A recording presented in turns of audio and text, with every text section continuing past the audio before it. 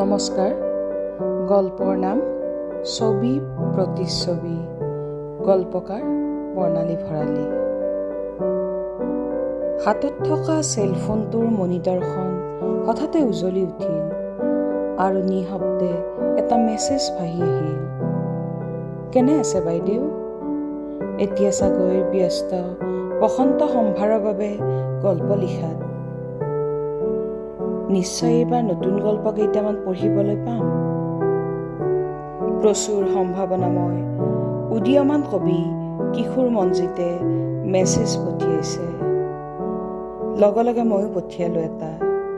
হয়, ইয়াত এখন বসন্ত সম্ভাৰৰ কাম চলি আছে মোৰ চাৰিওপিনে সিঁচৰতি তাৰ পৃষ্ঠাবোৰ। মই এতিয়া ক'ত আছোঁ জানানে? গুৱাহাটী মেডিকেল কলেজ এণ্ড হস্পিটেলৰ কাৰ্ডিঅ'লজি বিভাগৰ ২ নম্বৰ ৰুমৰ ১১ নম্বৰ বিচনাত বহি জীৱন মৃত্যুৰ যুঁজ এখনৰ ৰেখাচৈত্ৰিক উপস্থাপন প্ৰত্যক্ষ কৰি আছোঁ। আজি ৩ দিন হ'ল মোৰ জন্মদাত্ৰী মা পৰি আছে কাৰ্ডিঅ' ৱাৰ্ডৰ এখন শীতল বিচনাত। মাৰ এতিয়া অৱস্থাটো চাই শৰীৰ নাম দিব নোৱাৰি। ক্ষীণকায় এটা শৰীৰ, হেতা গাৰ ৰং, হিমচেঁচা হাত ভৰি, চকুত ভয়াৰ্ত চাৱনিৰে এইজনীয়ে অনবৰতে দৌৰি ঢাপৰি ফুৰা মাজনীনে? হস্পিটেল বুলিলেই ভয় আৰু ক্ষীণে বিব্ৰত কৰা মানুহজনীয়ে নিশ্চিন্ত মনে কাৰ্ডিঅ' ৱাৰ্ডৰ ৬জনীয়া বিচনাৰ ৰুম এটাত পৰি আছে। জীৱন মৃত্যুৰ দুমোজাত পৰিলে মানুহৰ হয়তো আনুষংগিক কথা কিছুমান মন মগজুৰ পৰা অস্পষ্ট হৈ যায়। তোলপাল কৰি থাকে এটা কথাই, জীৱনটোক কেনেদৰে পুনৰ শিকলিৰে আবদ্ধ কৰিব পাৰি। কাৰ্ডিয়াক মনিটৰৰ বুকু সংলগ্ন তাৰ হাতত চেলাইন, ইনজেকশ্যনৰ খোজ, পেচাবৰ পাইপ ইত্যাদিবোৰৰ সামান্য বিচ্যুতি বিচৰা নাই সেয়েহে তেওঁ শৰীৰৰ পৰা। এইকেইদিনত ইজনৰ পিছত সিজন ডাক্তৰ নাৰ্ছ আহি আছে ৰোগীবোৰৰ ওচৰলৈ। এক্স-ৰে, ECG, তেজ পৰীক্ষাৰ ৰিপৰ্টবোৰ চাইছে। মাৰ কাষলৈ গৈ আহিছে নানান প্ৰশ্ন। আপোনাৰ মূৰ ঘূৰাই থাকে নেকি? পৰিছিল নে কেতিয়াবা? যদি পৰিছিল কেইবাৰ? পৰি গ'লে নিজে গম পায়নে? কিমান সময়লৈ তেনেদৰে থাকে? পিছত নিজে উঠি আহেনে? আনিব লাগে নেকি? ইত্যাদি ইত্যাদি। ইজন ডাক্তৰে সিজনৰ মুখৰ ফালে চাই কয়, কমপ্লিট ব্লক, পেচমেকাৰ লাগিবই। দূৰৰ কোনোবা মন্দিৰত শংখধ্বনি বাজি উঠিল। কিবা এটা ঔষধ বিচাৰি গ'লোঁ ফাৰ্মাচীলৈ। তাৰ কাষতে কেইবামহলীয়া কেবিনবোৰ থকা ৪ৰঙী বিল্ডিংটো। গধূলি পূবফালৰ এই ঠাইডোখৰ বৰ মনোমোহা হৈ উঠে। বহুৰঙী ফোৱাৰাটোৱে নাচিবলৈ ধৰে। এলানি দোকানৰ লাইটৰ আলোকসজ্জাত জিলিকি উঠে হস্পিটেলখন। যেন তাৰ ভিতৰত নাই কোনো হুমুনিয়া, নাই আৰ্তনাদ, লৰা ধপৰা নাই কোনো মৃতক, যেন শান্তিময় এটা গীৰ্জা। অৱশ্যে এনেধৰণে তৈয়াৰ কৰি তোলাই হৈছে যেন বৰ্তমানৰ এই হস্পিটেলখন পূৰ্বৰ বুৰঞ্জী ম্লান কৰি। ৰঙা চাহৰ ফ্লাস্কটো লৈ ৩য় মহলাৰ কাৰ্ডিঅ' ৱাৰ্ড পালোঁ। দেখিলোঁ ১০ নম্বৰ বিচনাৰ ওচৰত ডাক্তৰ নাৰ্ছৰ এটি সৰু জুম। আটাই তৎপৰ হৈ উঠিছে সেই বিচনাৰ ৰোগীক লৈ। প্ৰফেচৰজনে কনিষ্ঠ ডাক্তৰ ২জনৰ পৰা ৰোগীৰ বিষয়ে কিছু তথ্য জানিব বিচাৰিছে। ৰোগীৰ পুৰণি হাঁপানি, ইফালে হৃদৰোগী, উশাহ নিশাহত যথেষ্ট কষ্ট পাইছে। লগে লগে চিষ্টাৰে তাৰ পৰা ৰুমতেই সাজু কৰি ৰখা প্ৰয়োজনীয় ব্যৱস্থা কৰিবলৈ ধৰিলে। কিছু সময় পিছত ৰোগী স্থিৰ হ'ল। ৰোগীৰ মাক দেউতাকে তাইলৈ চাই কাতৰভাৱে থিয় হৈ আছে। সিহঁত হাললৈ চালে গম পাই যে অভাৱে পিষ্ট কৰা সিহঁত কোঙা মানুহ। ডাক্তৰে ওপৰ-জোপৰি প্ৰশ্ন কৰিলে, আজি ৭-৮ বছৰে বেমাৰ পুহি ৰাখিছ যে, হস্পিটেলবোৰ চকুৰে নেদেখ নেকি? ওজাৰ ঘৰে ঘৰে তাবিজ বিচাৰি ফুৰিবি? দে ৰিপৰ্টবোৰ দে পেকেটে। পলিথিনৰ পেকেটটোত দুই বিচাৰিব ধৰিলে কাগজ পত্ৰবোৰ। এৰা, সিহঁত হালে অসমীয়া ক'ব নাজানে, হিন্দীও বুজি নাপায়, লিখিবও নাজানে, পঢ়িবও। 18 বছৰীয়া ছোৱালীজনীক লৈ সিহঁত আহিছে সুদূৰ শিলচৰৰ পৰা ইয়াত ভৰ্তি কৰাবলৈ। বেমাৰটোৱে ছোৱালীজনীক এনেদৰে গ্ৰাস কৰি ধৰিছে যে দেখাত কমাই পেলাইছে তাইৰ বয়স। যি বয়সত তাই বাৰিষাৰ নৈৰ দৰে বাঢ়ি আহিব লাগিছিল, তাৰ ঠাইত জীৰ্ণ হীৰ্ণ মৰাহুতি এটাৰ দৰে পৰি আছে তাই, উচুপি উচুপি। হস্পিটেল চৌহদৰ উত্তৰ পূব দিশে যিমানবোৰ অনুমতিপ্ৰাপ্ত খোৱা বোৱা দোকান আছে, তাৰ ভিতৰত এটা সুকীয়া বিশেষত্ব আছে পূবফালৰ শেষৰখন দোকান, ডেকা ৰেষ্টুৰেণ্ট। সন্মুখত চোতালৰ দৰে কিছু আহল বহল ঠাই, তাত পৰি থোৱা আছে কেতবোৰ প্লাষ্টিকৰ চকী। সুন্দৰকৈ কংক্ৰিটেৰে ঘেৰ দি থোৱা ওচৰা ওচৰিকৈ দুডাল ডাঙৰ গছ। খোলা আকাশৰ তলত গ্ৰাহকে কটাব আহে কেইটামান এনে মুহূৰ্ত য'ত দুখ যন্ত্ৰণা স্তব্ধ হৈ পৰে। এক কথাত দোকানখন যথেষ্ট পৰিষ্কাৰ বাবে আটাইতকৈ গ্ৰাহকৰ ভিৰ বেছি। বিশেষকৈ আগবেলা ডাক্তৰ, নাৰ্ছ, ছাত্ৰ-ছাত্ৰী, ৰোগী প্ৰায়ভাগ OPD-লৈ অহা, ৰোগীৰ এটেণ্ডেণ্ট, ভিজিটৰ ইত্যাদি বিভিন্ন মানুহকে তাত চাহ মিঠাই পৰঠাৰ সোৱাদ লোৱা দেখা যায়। এই 3 দিনত ঔষধ বিচাৰি আহোঁতে ময়ো এই দোকানৰ গ্ৰাহক হৈছোঁ। কোলাহলৰ পৰা ওলাই আহি আন এক কোলাহলত বুৰ গৈছোঁ। এইকেইদিনত এটা কাম খুব নিয়াৰিকৈ কৰিছোঁ। মাৰ বুকুৰ লগত সংলগ্ন কাৰ্ডিয়াক মনিটৰৰ সন্মুখত বহি হৃদস্পন্দনৰ ৰেখাডালৰ উঠা-নমা চাইছোঁ। ভৰ্তি হোৱাৰ সময়ত তাৰ কিছুদিন আগৰ পৰাই মাৰ হাৰ্টবিট আছিল খুব বেছি 45। সহজ সৰল মায়ে ডাক্তৰক সুধিছিল, মোৰ বেমাৰটো দৰবত ভাল হ'বনে? ডাক্তৰে মাথো হাঁহি হাঁহি কৈছিল, সেয়া চিন্তা আমাৰ, আপুনি মাত্ৰ ভাল হ'ব লাগে, নহয়নে? ইজনে সিজনক বুজা নুবুজাৰ দৰে কৈছিল। এনেদৰে কমি গৈ থাকিলে টেম্পৰেৰী পেচমেকাৰ দিব লাগিব, কেইটামান ইনজেকশ্যনো সাজু কৰি ৰখা ভাল। এনেবোৰ কথাই মোক ইমান অসাৰ কৰি তোলে যে বাকী সকলো অস্পষ্ট হৈ পৰে মোৰ চকুত, অকল মনিটৰৰ নীলা ৰংটো আৰু তাত অহা যোৱা কৰা আকবাকবোৰৰ বাহিৰে।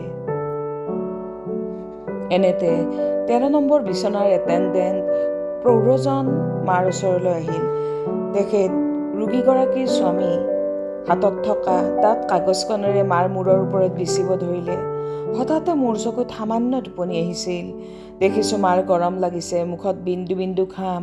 প্ৰৌঢ়ৰ মুখত বিজয়ৰ হাঁহি। বৰ্তমান তেওঁৰ পত্নী সুস্থ, কাইলৈ হস্পিটেল এৰিব। মাৰ পিনে চাই তেওঁ ক'লে, হেৰি, অলপ শুবলৈ চেষ্টা কৰক, আপুনি অনাহক ভয় খাইছে। আজিকালি এইবোৰ একো ডাঙৰ অপাৰেশ্যন নহয়, বুজিছে? ছালৰ তলৰ অকণমান ঠাইত সৰু মেচিনটো সংযোগ কৰিব, গমেই নাপাব নহয়। নাজানো মানুহবোৰৰ বুজনিয়ে মাৰ ওপৰত কিমান ক্ৰিয়া কৰে। সদায় সক্ৰিয় হৈ থকা মানুহজনীয়ে জীৱনৰ বিয়লি বেলাত এনেদৰে উশাহখনো যে ধাৰ কৰি আনিব লাগিব ভাবিছিল নে কোনোবা দিন? আমি কৈয়ে আছো, টোপনি যোৱা, চকু মুদি থাকাচোন অলপ। ক'ত টোপনি আহিব তেওঁৰ? হয়তো মনত পৰিছে এৰি অহা ঘৰখনলৈ, ডায়েবেটিছ ৰোগী, দেউতা, আবিঐ ভনীজনী আৰু বাংগালোৰত কৰ্মৰত একমাত্ৰ ভাইটিলৈ। বহু কৰ্মই যে বাকী আছে তেওঁৰ, আৰু এতিয়া অসুস্থ শৰীৰটো। মোকনো কেনেকৈ খুলি কয় সকলো কথা, মই যে বিয়া দিয়া যি? এইবোৰ ভাবি থাকোঁতে দেখিলোঁ মাৰ চকুপতা জাপ খাবলৈ ধৰিছে। টোপনি আহিব এতিয়া, এই মুহূৰ্তত নিশ্চয় কাৰো কথাই নাভাবিব তেওঁ। অতিৰ সন্মুখত মাত্ৰ আধা ঘণ্টামানে ৰ'বলগীয়া হ'ল। আমি সকলোৱে ৰোগীক ICUত ৰাখিব বুলিয়েই ভাবিলোঁ, কাৰণ প্ৰায়খিনি ৰোগীকেই তালৈ নিয়া দেখি আছোঁ। পিছত দেখিলোঁ ট্ৰেচাৰ এখন ৰুমলৈহে যাবলৈ ধৰিলে। লগে লগে এক প্ৰকাৰ দৌৰি গ'লোঁ। দেখিলোঁ এয়া কোন? মোৰ মায়েই নে? সোঁ হাতখন সম্পূৰ্ণৰূপে উদং শৰীৰৰ এছোৱাৰ লগত বেণ্ডেজেৰে বন্ধা আছে। এনে লাগে যেন এখন হাত কোনোবাই কাটি পেলালে। শুকান বাঁহখৰি এডালৰ দৰে শৰীৰটো। মোৰ স্বামীয়ে এজনৰ সহায়ত বিচনাত শুৱাই থলে। কাষৰ পৰা আঁতৰি আহিলোঁ আত্মীয়বোৰ। যন্ত্ৰৰ লগত যন্ত্ৰৰ আত্মীকৰণৰ বাবে এতিয়া তেওঁৰ টোপনিৰ খুবেই প্ৰয়োজন। শান্তিৰ উশাহ নিশাহেৰে। ২ নম্বৰ ৰুমৰ পৰা আৰু ৩টা পাৰ হৈ আহি পাৰি থোৱা আছে এটা ২ শাৰী চকী। খালি থকা আৰামদায়ক চকীখনত গাটো এৰি দিলোঁ। সন্মুখত এহাল যুৱক যুৱতীৰ বয়স ২০-২২ৰ ভিতৰত হ'ব।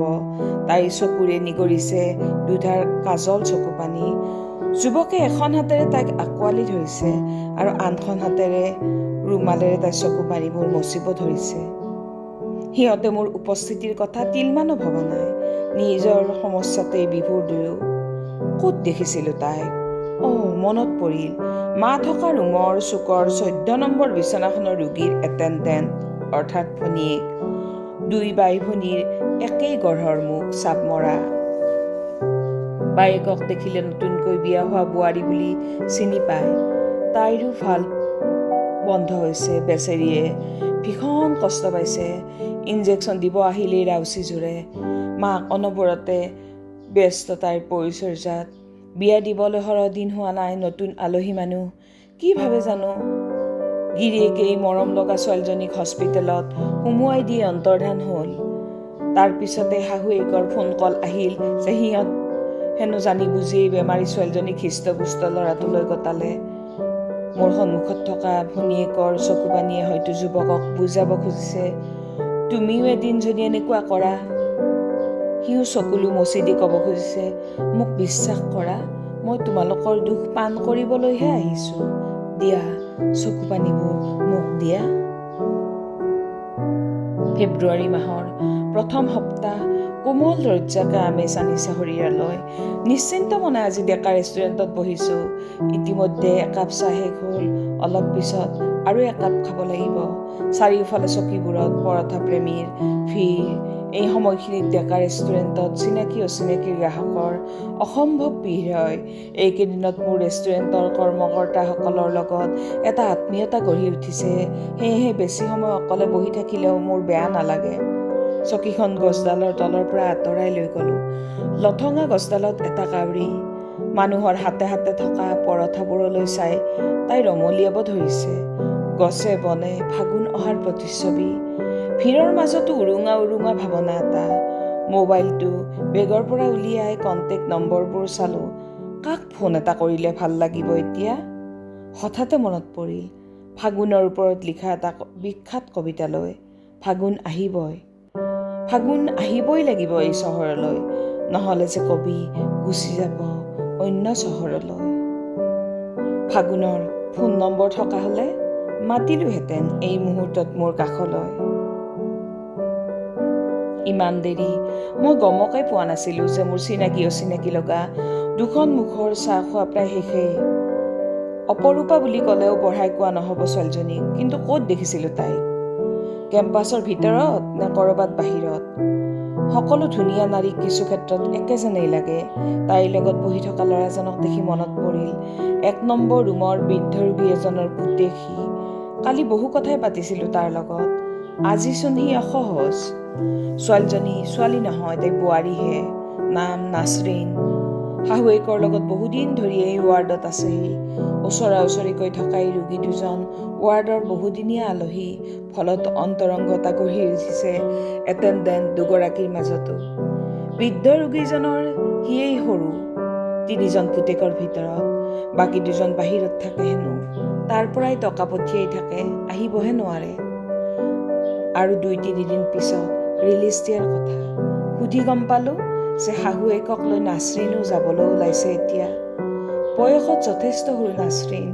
বিয়াৰ কিছুদিন পিছতেই গিৰিয়েকজন ঢুকাই থাকিল। তাৰ পিছত শাহু বোৱাৰী দুয়ো সম্বল। নাছৰিনৰ চকু জুৰিয়ে ক'ব খুজিছে ডেকাজনক, হয়তো ক'ব খুজিছে পুনৰ লগ পামনে তোমাক কেতিয়াবা সাহসৰ প্ৰয়োজন হ'লে।